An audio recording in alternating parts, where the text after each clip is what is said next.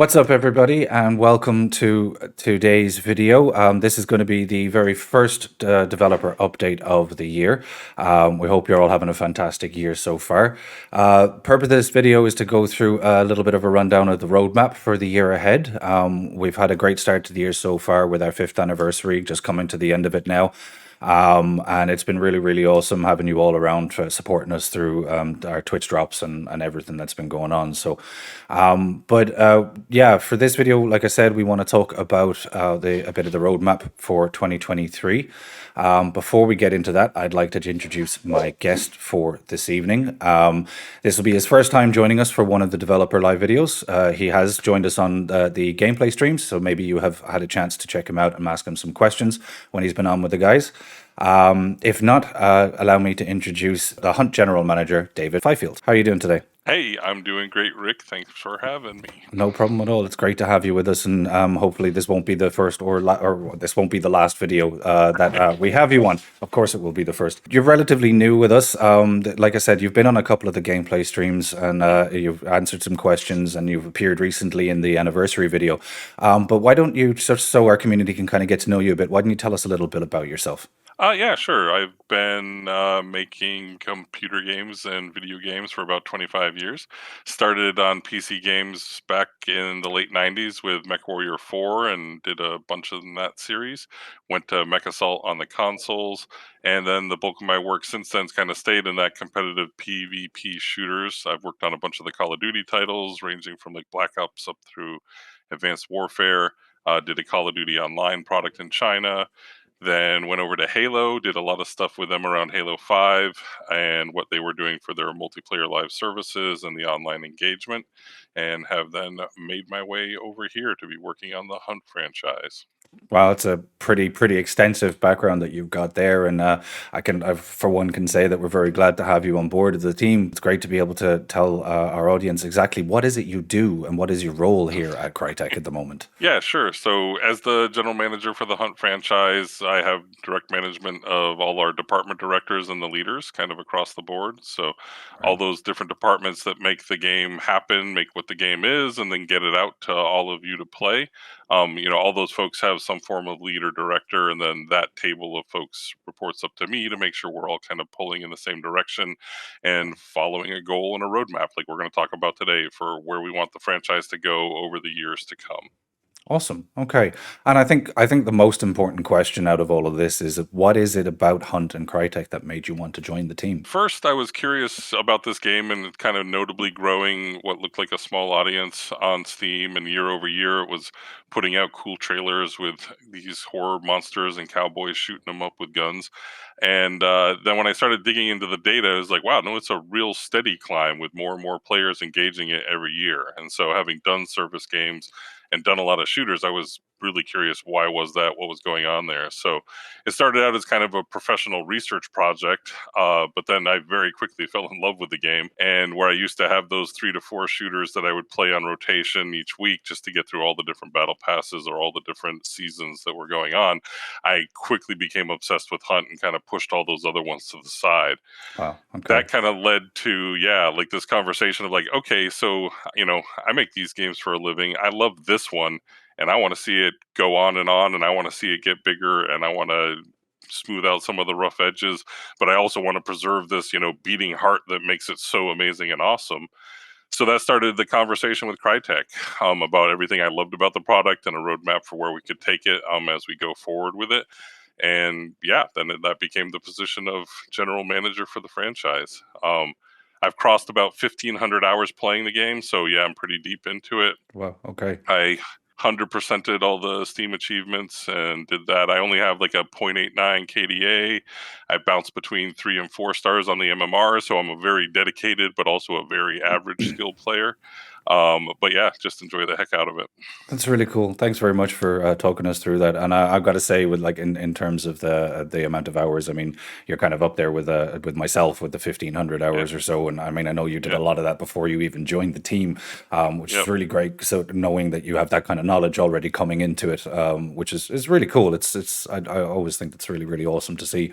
And hot take here. You're saying you're hovering around 3 to 4 stars. 3-star games are the best star games. So just That's what Just That, totally that, putting that, it out there. that's what I read online. So Okay, so before we move on anyway to talk about 2023, I think it's really important that we kind of do a quick recap over 2022 and some of the important things. I mean, we always have to kind of look at what we've done in the past to make sure that we can learn from them going forward. So one of the kind of the main things throughout the year was the trilogy of moon events that we had. So ending there most recently with the Devil's Moon, which also brought with it the introduction of the Battle Pass system.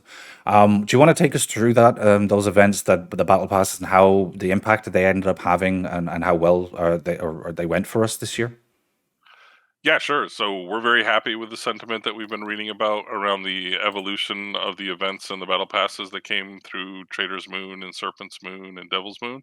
Was a great trilogy there, and the data shows us a lot of players engaging with it, a lot of folks going further with each one. We learned lessons on each one about what was popular and what was not popular. So we're continuing to make adjustments. We learned quite a bit in the Devil's Moon experience there too, so that'll be applied to future things as we go.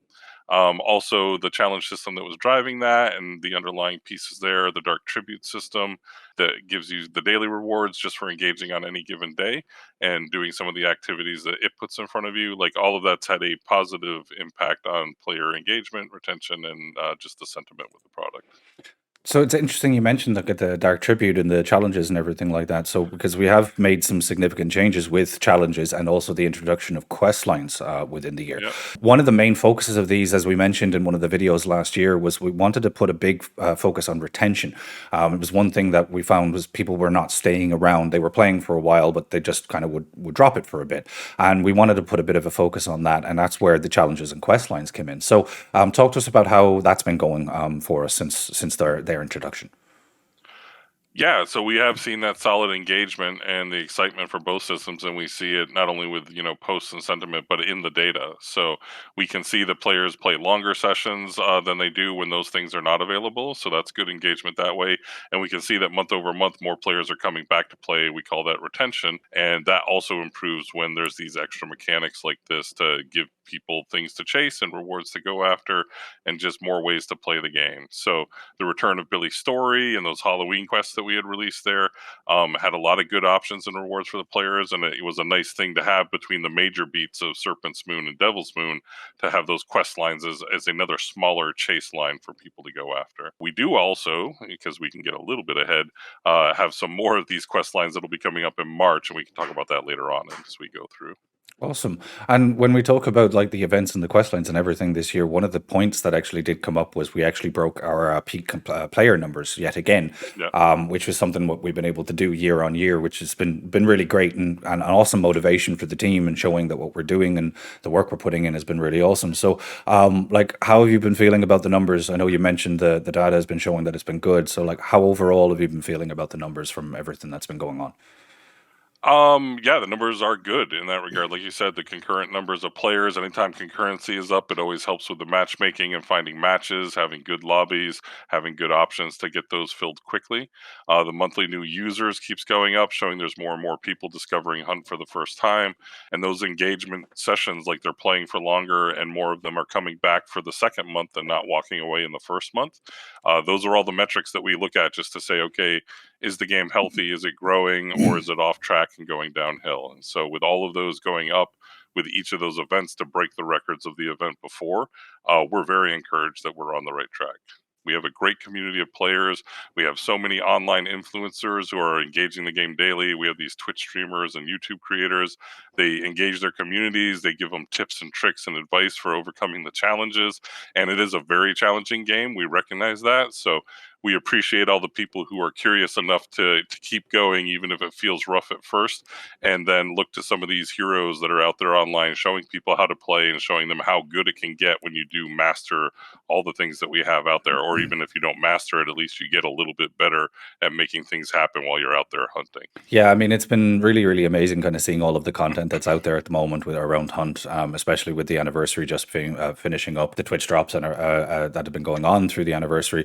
It's just, like you said, it's just been amazing to see so many people sticking with it, and as I said at the start, like we really want to thank everyone for sticking with us for throughout the last 5 years. The next thing would probably be just to kind of finish up our recap of the year is like, what would you kind of call the biggest wins for us this year, or at least So 2022? yeah, for 22, I think the things that stand out to me, or as I talk to the other leadership, is culminating that Moon trilogy with Devil's Moon and having the 50 stages of rewards. The Hunter packs and the new experimental traits that went into Devil's Moon were Mm, seen as a big success. They weren't all balanced the same and to the same level, but just that ability to put some wild cards out there, the wildcard conditions being a thing, to just mix up some of those core elements of the game and see what it's like when you add that kind of power or those kind of options. We managed to release the Stalker Beetle without breaking the game, mhm. so the team Yeah, is very happy with that because there was a lot of folks who thought that might not be the case. We were a bit conservative in its tuning with its first launch, so you can expect that there's going to be some tuning changes coming very soon to the Beetle and possibly some variants that will emerge in 2023 of the Stalker Beetle. oh, The awesome. quest lines of Halloween, like I had already mentioned, it's a nice beat to have between the major Moon Mm, trilogy ones. We're gonna have some of those quest lines that'll be coming back again. Like I said, that'll be teasing the events that are coming. You'll get a little narrative foreshadowing of what to expect this summer. awesome. And the Inferno wildcard, it's a major feature. It was a big kind of push on technology. It definitely changed up the Bayou, definitely changed people's experiences and their perceptions.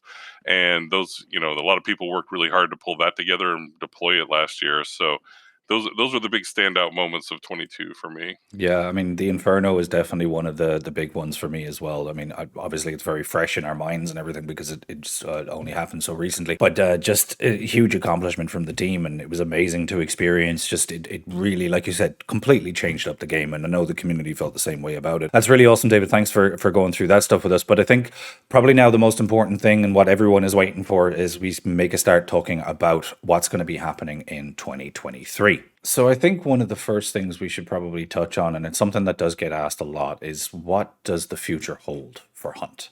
And I mean, obviously, with this video, we're going to be talking about the immediate future, but in general speaking, what does the future hold for Hunt? Sure. So I think there's two major components there. Like the first we could talk about is the technology that Hunt is made with and the tech that it runs on. And then the Right. second is, people are probably more interested in the content and experiences that we're going to be putting out there. And we'll touch a little bit on the content in a small bit, but I think the technology side of things is probably going to interest quite a lot of people out there. Mhm. And it's in particular something that you brought up on a gameplay stream. You were asked what was going to be the primary focus of 2023, and I believe your response was servers. Um, Yeah, so yeah, yeah. Number one problem to address or number one priority, I think it was. Yeah, and yeah, so that's right. And yeah, so we have a major investment going on. It's been underway for a little bit now into our NetOps and backend systems, and that what that can mean for Hunt in the long term. We're investing in some dynamic server tech that will let us put more servers, more locations as needed to have better connections for the people trying to get to them. And we're also investigating additional hosting solutions where that can be a problem for some folks in some markets, depending on how that goes. And sometimes that's out of our control because it's just about the internet or who the hosting providers are. But there are things that we can do to help mitigate some of those circumstances. So that's all a very high priority, which also has us basically creating the strike team around a lot of that stuff. And so, like, the infamous reload bug we can talk about, like that has its roots in both game code and latency issues. So we went deeper into those systems, and at the end of last year it's just started opening the door that we can tackle that one and some other latency rooted issues. So that strike team's engaging on the reload bug. We have trade windows as a thing we're always investigating too and trying to get those dialed into a right space. We know that it's a common frustration point that comes up for some of the high end gamers when sometimes when the ping isn't good.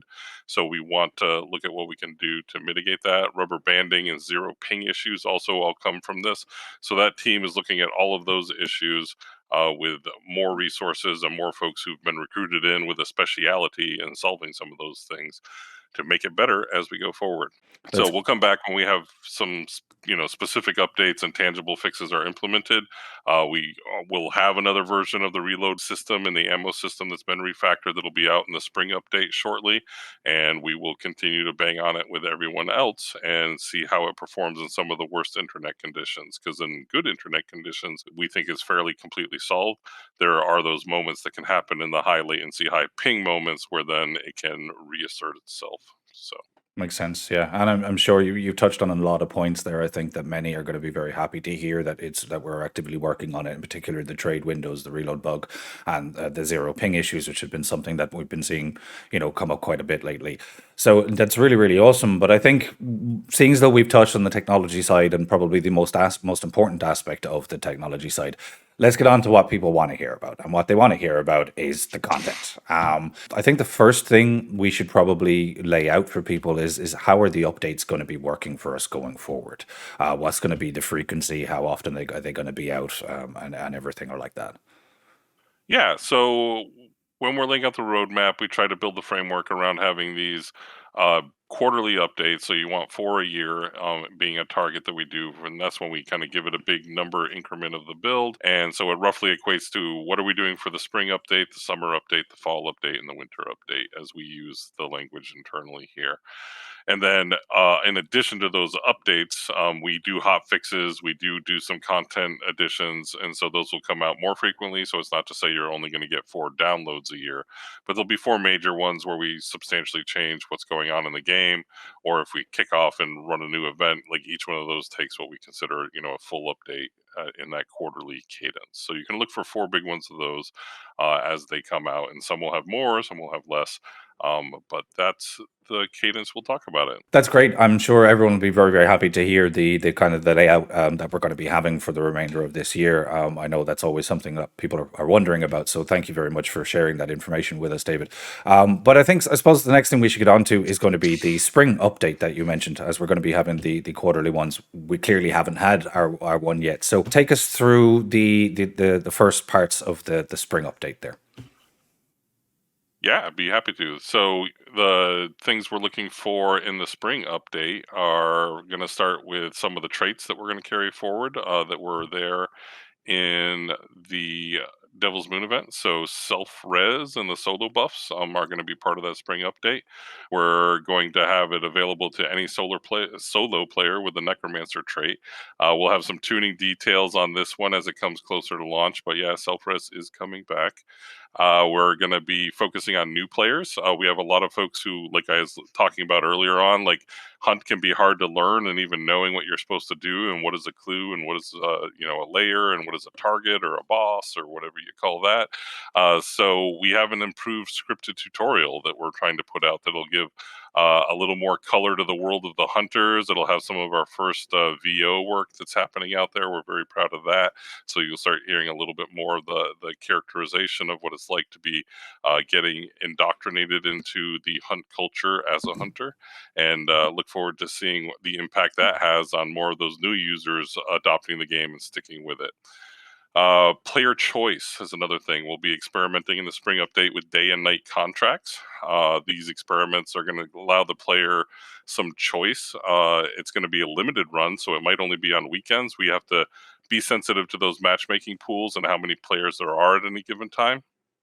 So we'll have these windows where we're going to put up 2 contracts, and we're going to allow the players the choice of saying, do you want to go to a standard contract that has a rotation of the daytimes, or we're classifying the night as the wild cards, where it's just going to be rotations of nights. And so as you go into those, we'll be looking for your engagement. We'll be looking for your feedback. We will run more of the surveys like we did with the Inferno to see what players like and don't like, and then we'll watch the data closely to see what's healthiest there. So going to be some interesting things when you can go in knowing what your loadout is going to do and knowing what the environment's going to be. There'll still be fog maps that kind of mix up the day, so it's not always high visibility. Right. But yeah, that's a big experiment coming. So we're looking forward to see how that goes. That's Some cool. other experiments, we're going to work on matchmaking improvements.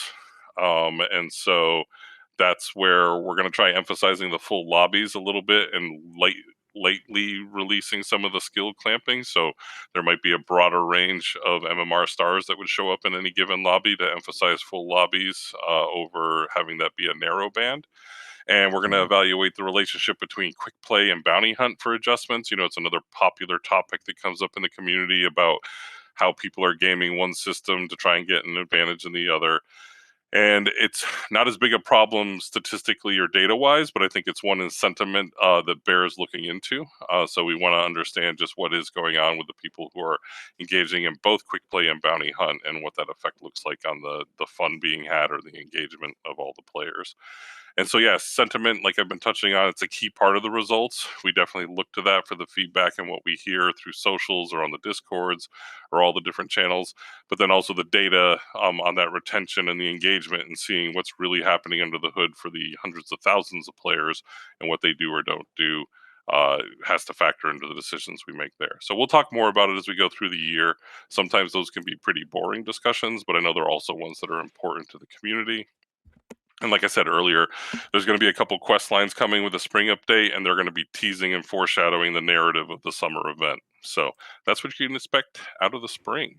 That's sounds like a jam-packed bit of an update, I have to say. I mean, I think it's really great that like last year, we put a focus on the retention side of things, and this year now with the scripted tutorial, we're looking at trying to kind of focus on some new players and kind of keeping that growth going. I know many people are going to be really really happy for the solo buffs. They enjoyed them a hell of a lot during the Devil's Moon event. So that's going to be cool. And I mean, we know that people have wanted a bit more choice when it comes to the maps and everything like that. So yeah, it's all really cool, and some really great stuff. So I think with that, then we should, moving on from the spring update. Obviously, the next one is going to be the summer update. We've got a couple of different things to talk about here. I think there's one burning question, though, David, and there's something the community has been asking for. I don't know how long at this point, and I'm going to ask it in the way I feel the community will feel appropriate. Okay, so Yeah. David, new boss when? New boss New when? boss win. Yeah, so interesting thing in our glossary, the things you actually hunt down and get bounties from are called targets. And so we struggle with what do we call them and how do we refer to them? And we also started referring to them as bosses and those things. So we're going to talk about the concept of boss targets being the big monstrosities that stomp around in compounds and drop bounties. And Right. we're introducing a new category of wild target. And the Oh, wild targets are going to live outside of the compounds.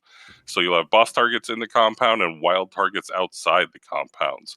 And so interesting. as we go into the summer event, wild targets outside the compound, dropping bounties not inside the compounds is one of the big changes that we'll be experimenting with this summer. Interesting. I'm sure a lot of people are very happy to hear about that. It's something that's been since I think the beginning of Hunt has requested extra bounty bosses outside. So that's really, really cool to hear. I know obviously we don't want to give too much away. We don't like spoiling things early, but we want to make sure that you guys know that we are working on stuff like this. And yeah, I'm really, really excited for the summer. I'm sure you guys are going to be delighted when you see what we come up with. But we've kind of touched back and forth on a bunch of different things throughout it. One thing I want to kind of touch on right now, and I know that this is something we're going to be looking after during the summer event, is going to be the Blood Bond refactor. So we mentioned this last year in our monetization video with Hans, that we were going to be changing the Blood Bond stuff over to hunt dollars. So, for example, the respec of the health trait, the respec of traits, and things like that, where it was tied within smaller elements. So. What's going to be happening with that? I mean, we've been talking about it happening for almost a year now, so I'm sure the community would love to know what's the next step for it. Yep, that's a great topic, and this summer is when that'll be happening as well. So we're gonna follow through on that subject, redefining kind of the player use of blood bonds, and most notably, we'll be removing them from the respecking of health bars and traits. Those elements that are kind of tied to RNG and the reroll mechanics will be moved away from blood bonds as well.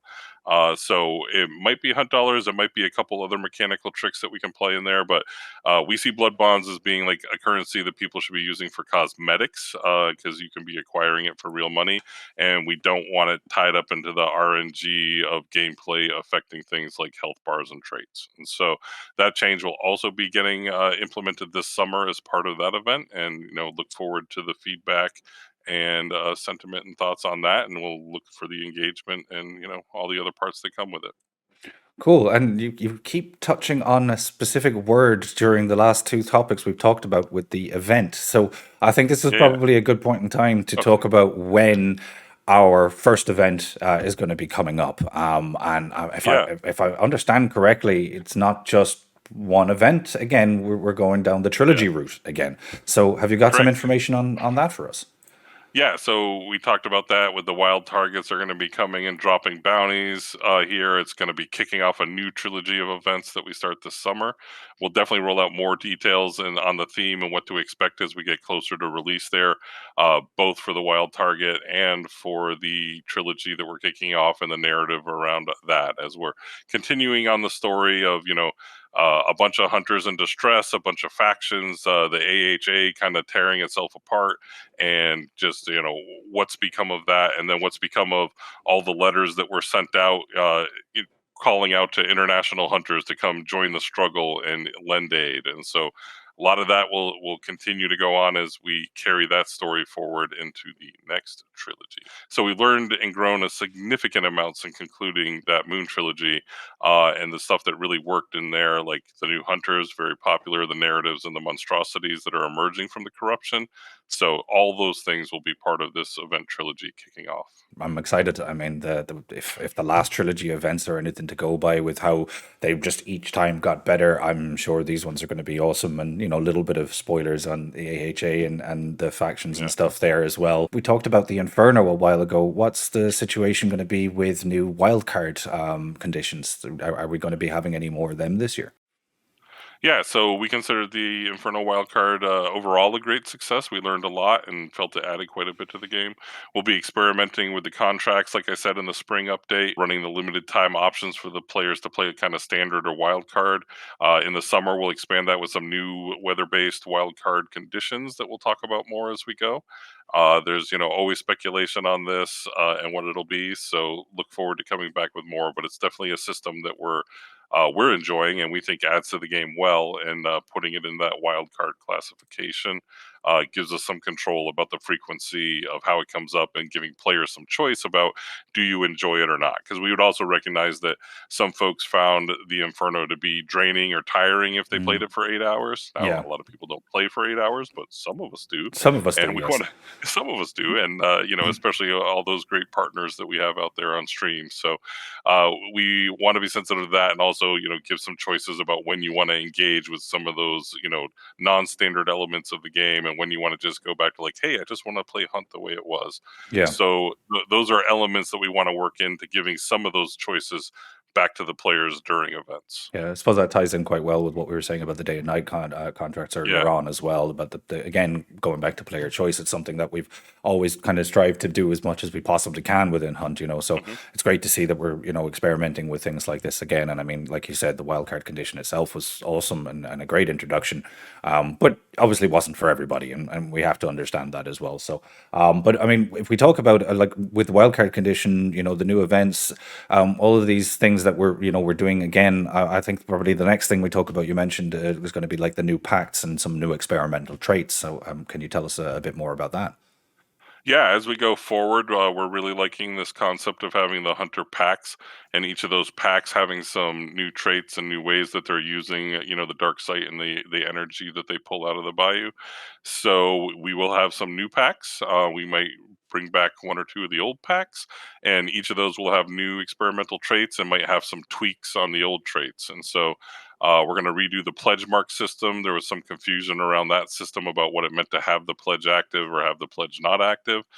So we're going to do things to make it more clear cut about what it means to have or remove those traits when they get used or expired. Right. And they will be more of that experimental gameplay. The thing we like with it is having the three different systems. It's like it's a little kind of prototype skill tree where you have to make a choice. You can't just stack all of these on top of each other. Yeah. And so we keep them in temporary in nature, and we make some of the powerful ones, in a way that they can't be stacked on top of each other, and that lets us push a little further in the experimentation. So, that was our hope, is that the packs and the traits would keep the event a little bit more meaningful and a little more vital. Mm, Even if you power pushed all your way through the battle pass early, there was still reasons to be checking in and playing this event, other than just trying to move down a reward track. It was actually a different experience that was going on. So, felt there was good success with that in Devil's Moon, and you can expect more of that in our events as we go forward. that's really awesome. And I mean, yeah, we've seen from the feedback that the traits and the experiments, the pacts and everything were really well received. I mean, some a lot more well received than others, but this is the nature of experimentation. Yeah, And and that's the thing. Like, again, like, um, we didn't think that all of the different packs would be taken in a even one third split. yeah. Obviously, we had one that became more powerful with grounded or more common and popular, Hmm. and so that was pushed right up to the edge of what we wanted to do. And we had considered doing a tuning update in the middle of the event to adjust some of those pieces, but we also wanted to stay the course and keep people focused on all of the fixes they were doing for the upcoming updates and all Yeah. the other bug fixes, as opposed to just doing a tuning patch. So it was a hard decision we did wrestle through. For people who thought we should have changed it mid-event, we considered it, but when we did the math, we felt like we really wanted to have it run the course and just keep the team focused on the next stuff that's coming to you soon, rather than derail that in order to go make a tuning adjustment. Yeah. So, Yeah. yeah, we don't consider it perfect, but we consider it a successful experiment, and we learned from it, and we ask that you continue to make your voices heard, as we put out new and experimental things, and we'll look to be even more responsive with how we can tune and adjust it as we go. Yeah, that sounds great. I mean, it's again, like I said, it was really awesome to have this thing to experiment with, and it did give the event a little bit more to it. Even if you finished it, there was something to still work for. So yeah, I'm looking forward to seeing what we come up with next time around. I'm sure the community will be excited too. So with that, I guess we'll kind of look on to like the last couple of things. I mean, kind of it's something that's going to be kind of happening continuously between now and the end of the summer. That's as we kind of look at the new hunters and the new weapons and cosmetics that we're bringing out. So I think one kind of good topic to talk about is probably the most recent hunter that came out, the guy with the three faces, and the one that's actually coming out quite soon. And basically what kind of direction we're taking with a lot of the hunters going forward. Yeah, so we're having fun with finding out what are hunters like from other cultures and other nationalities who've heard about the trouble that's going on here and how it seems to be kind of spinning out of control. So international hunters is a big part of that. You should expect more of those to be coming across this whole year. We're going to look at revisiting some of our themes about some of the First Nations heroes that we've had and hunters that have emerged to help the folks in the bayou deal with things that they have some extra knowledge on. So excited to see how those roll out as we go across this year. And yeah, it's I'll leave it to the narrative team and some of the events as we lead up that we'll start talking more and more about how we choose our hunters, how we look for the cultures and the folks that we want to represent.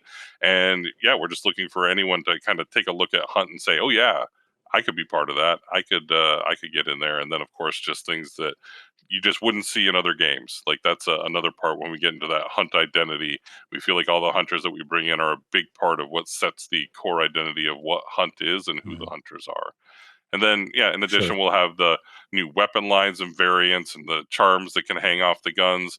We've had some fun putting those all together, and Dennis will come on and we'll talk on each of these updates about what those new weapon lines are, what he's trying to do with the whole meta progression, and what we see for usage and weapon usage and effectiveness out there.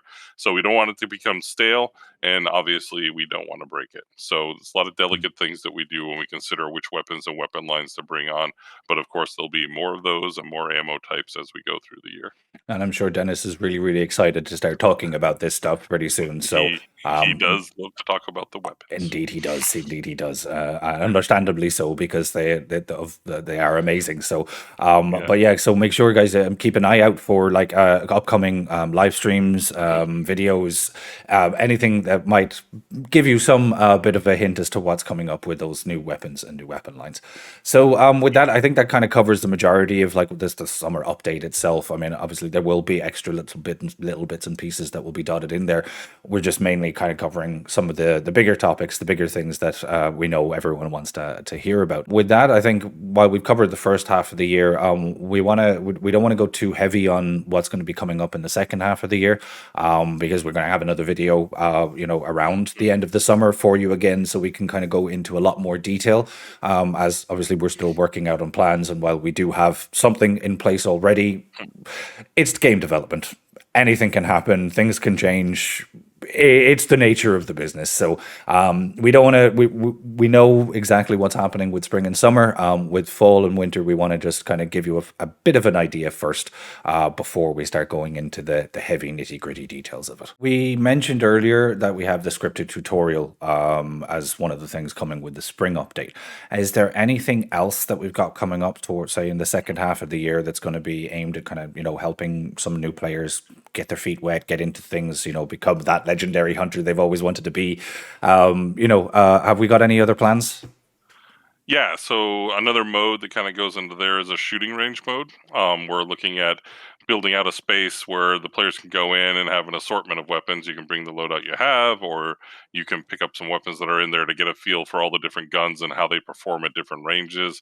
Having some target dummies out there that can give you the feedback of what you're seeing for damage and what you're doing at different ranges, and also having that set up so that you can go in a lobby of friends, if you've match made deliberately to invite your friends together. You can all go in the shooting range there. And if that all goes well, we're also going to be enabling a PvP toggle.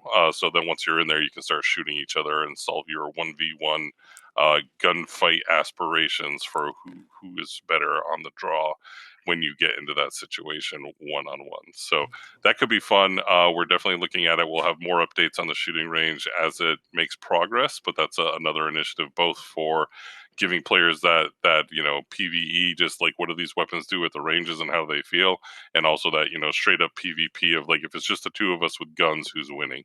Yeah, that sounds really awesome. I'm sure there's a lot of people are going to be really, really happy about that. I know it's something that people have asked for quite a long time. And we have the 3D viewer, which is an amazing feature. And, Hmm. there isn't really anything else out there like it at the moment. And to be able to then add on to that again with the shooting range is going to be a really kind of big help to a lot of, especially for beginners.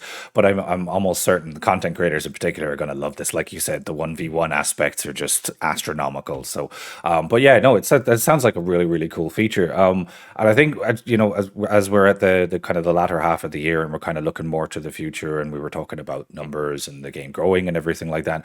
What does that kind of mean for, in terms of like reporting systems and stuff like that? I mean, we know that as games get larger, people generally tend to have more and more concerns about, bad behavior and everything that goes on in games. So are we going to be looking to kind of enhance our systems in any way to kind of, counter this increase in the population recently?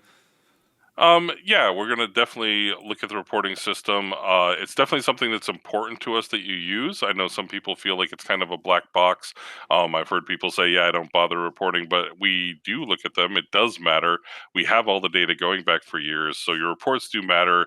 If you encounter that bad behavior, the toxicity, the things that just make Hunt not a great experience online, we love our proximity chat. We would hate to have a culture that developed where we ever had to turn that off, or just players just were always disabling it for that. So we want to keep the prox chat alive. We want to keep a civil and fun place for people to play.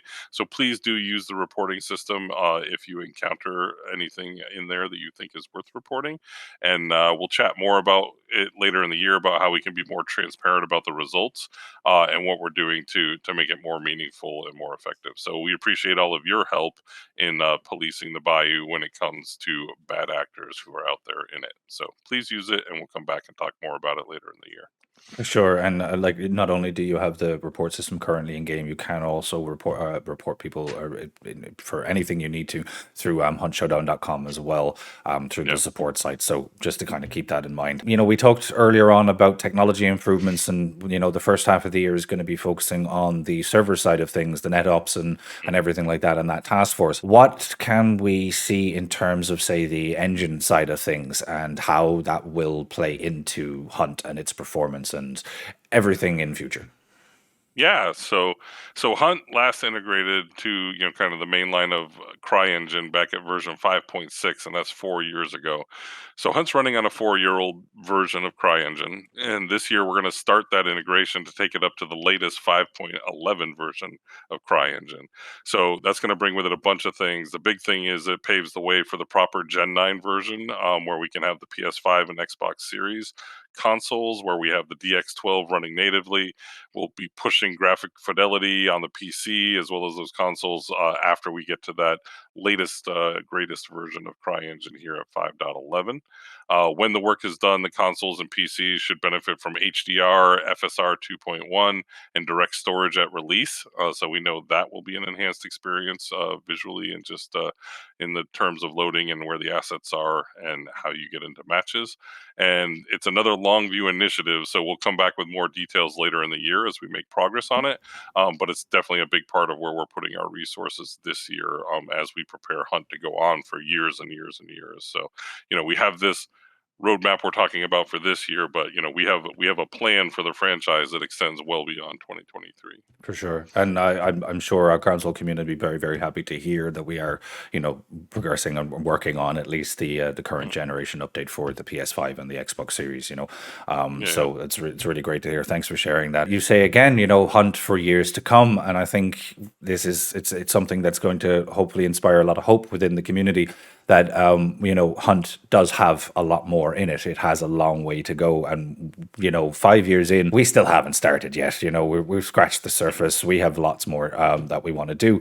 So let's while we kind of finish off there on the kind of the end of 2023, and like I said, we'll come back with another video around July-ish or July August to kind of go through a bit more detail of the second half of the year. Let's take a little bit a look further beyond that and maybe kind of into 2024 and some of the things that we might potentially have coming up ahead. One thing that people are probably going to notice from this video is one particular topic that we have not talked about.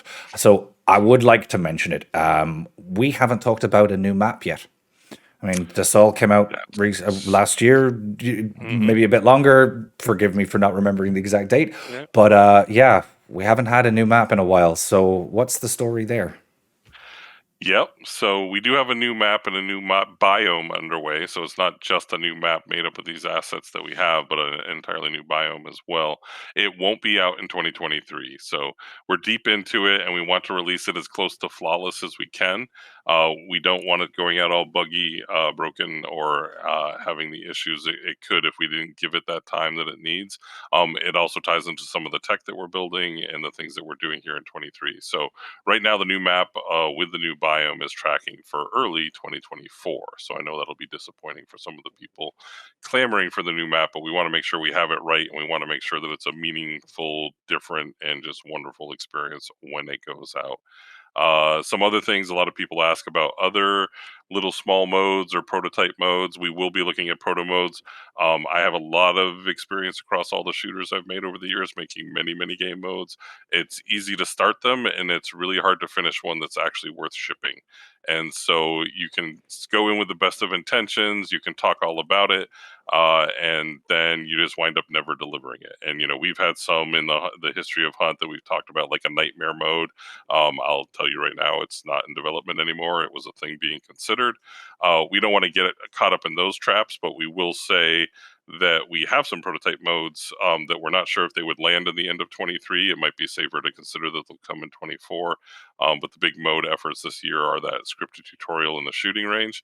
There will be more that come in 2024 because as we grow the game and all the things you hear us doing, we'll look for new modes and new ways for players to engage Hunt there.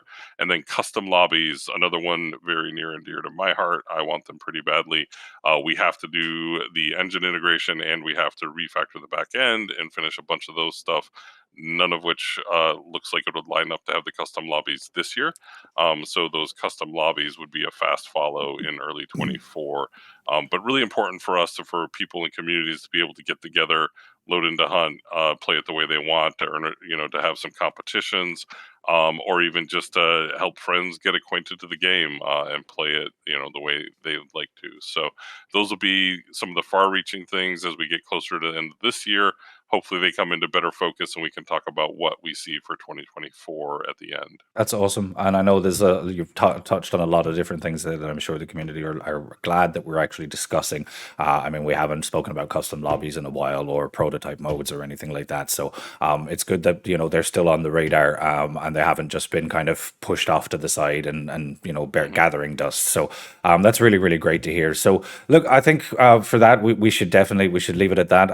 That is everything that we have on our list to talk about today. So David, first off, let me say thank you very, very much for taking the time out of your schedule to join us for this video today. I very much appreciate it, and I'm sure the community will very, very much appreciate having some insight from the general manager of Hunt. So once again, thank you very, very much for joining us today. Yeah, thanks for having me again. I love the franchise. I'm loving the community. So this is just a great ride. I am very happy to be on with all of you. That's awesome. Thanks very much. So with that, that is the end of our developer roadmap video. Thank you very much for joining us today. If you like this, make sure to like and subscribe on the YouTube channel, and make sure to follow us all over the place. Just search for Hunt Showdown on all channels: Twitter, Facebook, Instagram, TikTok, and Twitch as well. Also, keep in mind that David does join on some of our gameplay live streams as well with some of the community managers and other team members. So be sure to check them out. You never know, we might actually end up getting some extra information in them. So with that, we just want to do one last shout out to you, the community, as a big thank you for all of your support in 2022. It's been really amazing being able to develop Hunt for you guys and create something amazing, but it's even been more special to see what you guys have been doing with it. So thank you very much from all of us here. And that's it. We'll see you again next time.